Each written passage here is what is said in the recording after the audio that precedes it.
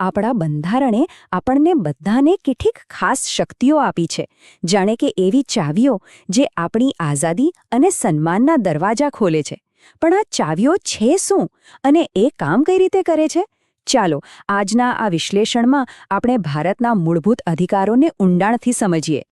તો સવાલ એ છે કે આ બંધારણીય અધિકારો છે શું?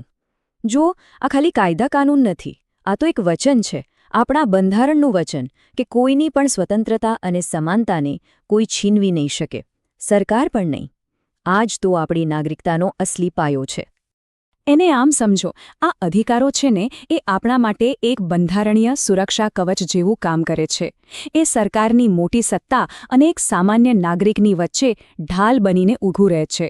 એ સુનિશ્ચિત કરે છે કે સત્તાનો કોઈ દુરુપયોગ ન થાય અને આપણી આઝાદી હંમેશા સુરક્ષિત રહે. તો ચાલો આપણે એક સફર પર નીકળીએ. આપણે 6 મુખ્ય અધિકારો વિશે વાત કરીશું. સમાનતાથી શરૂઆત કરીશું, પછી સ્વતંત્રતાની વાત કરીશું, શોષણ સામે આપણને મળેલા રક્ષણને સમજીશું, આપણી સંસ્કૃતિની ઉજવણી કરીશું અને છેલ્લે એ માસ્ટર કી વિશે જાણીશું જે આ બધા અધિકારોને સાચા અર્થમાં લાગુ કરાવે છે. ચાલો શરૂ કરીએ. ચાલો આપણી સફરનો પહેલો પડાવ, સમાનતાનો અધિકાર. હવે આટલો બધો જરૂરી કેમ છે? કારણ કે લોકશાહીનો આખો પાયો જ એ વાત પર છે કે કાયદાની નજરમાં સૌ સરખા.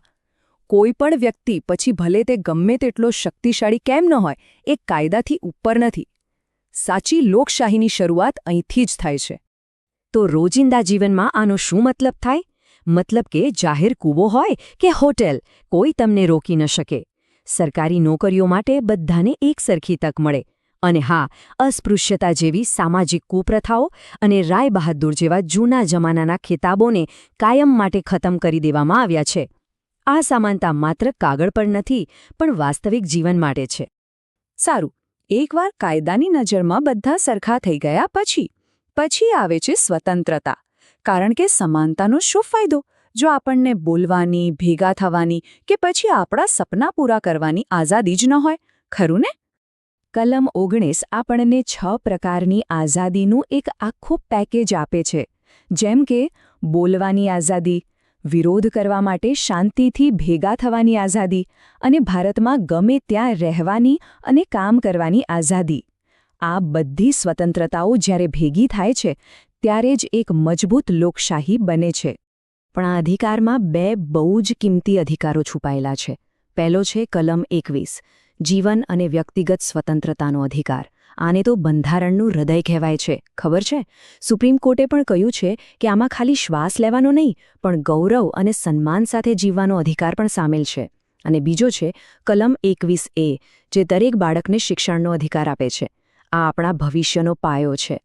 સમાનતા અને સ્વતંત્રતા ત્યારે જ સાચા અર્થમાં મળે જ્યારે કોઈ વ્યક્તિનું શોષણ ન થતું હોય, જ્યારે એ ગૌરવથી જીવી શકે. અને એટલે જ આપણો આગલો અધિકાર છે શોષણ વિરુદ્ધનો અધિકાર.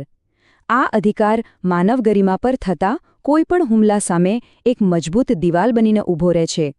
આ અધિકાર આપણને 2 રીતે બચાવે છે. પહેલું, કલમ 23, જે માણસોની લેવેચ અને વેઠ પ્રથા એટલે કે જબરજસ્તીથી કરાવાતી મજૂરી પર રોક લગાવે છે.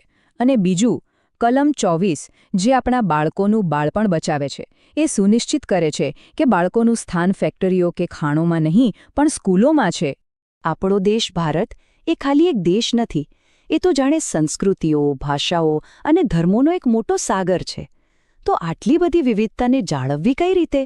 એનો જવાબ આપણને મળે છે ધાર્મિક અને સાંસ્કૃતિક અધિકારોમાં. આ એ અધિકારો છે જે વિવિધતામાં એકતાના આપણા સિદ્ધાંતને જીવંત રાખે છે. ટૂંકમાં કહીએ તો દરેક વ્યક્તિને પોતાનો ધર્મ માનવાની અને એનો પ્રચાર કરવાની પૂરી છૂટ છે. અને જે લઘુમતી સમુદાયો છે એમને પોતાની ભાષા, લિપિ અને સંસ્કૃતિને બચાવવાનો અને એ માટે પોતાની શૈક્ષણિક સંસ્થાઓ ચલાવવાનો પણ ખાસ અધિકાર છે.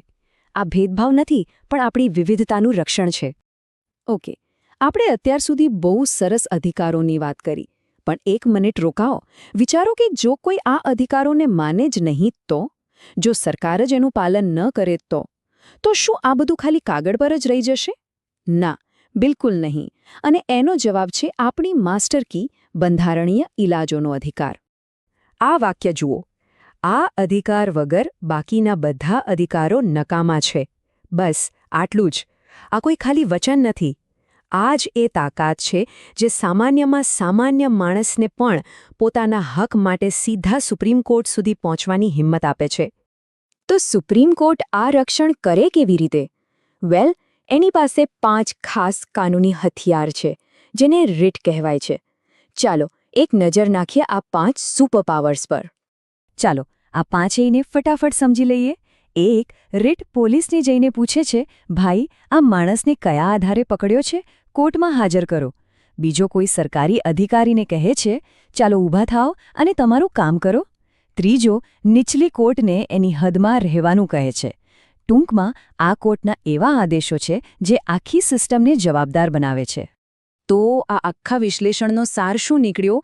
એ જ કે આ મૂળભૂત અધિકારો ખાલી બંધારણના પાના પર લખેલા શબ્દો નથી. ના, એ તો આપણા બંધારણનો આત્મા છે, આપણી લોકશાહીનો શ્વાસ છે. અને સૌથી જરૂરી વાત, આ એ શક્તિ છે જે દરેક ભારતીયને ગૌરવથી અને સન્માનથી જીવવાનો હક આપે છે. તો હવે છેલ્લે એક સવાલ. આજના સમયમાં જ્યાં બધું કેટલી ઝડપથી બદલાઈ રહ્યું છે, ત્યાં આ અધિકારોને જીવંત રાખવાની જવાબદારી ખરેખર કોની છે? અને આપણે એના માટે શું કરી શકીએ? આના પર વિચારવા જો ખરું.